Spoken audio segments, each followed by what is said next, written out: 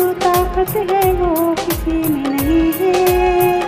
सारी दुनिया बदल देती ये वो है। कलम की ताकत से नहीं जीता कोई, ये तलवार की नोक से तेज तर है।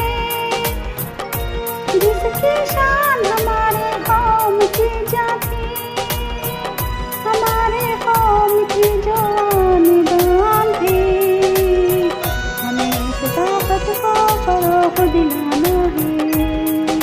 हमें इस ताकत को फरोग दिलाना है। हमें कौम के बच्चों को पढ़ाना है, उन्हें तराश कर हीरा बनाना है। उन्हें अखलाक अदब भी सिखाना है। हमें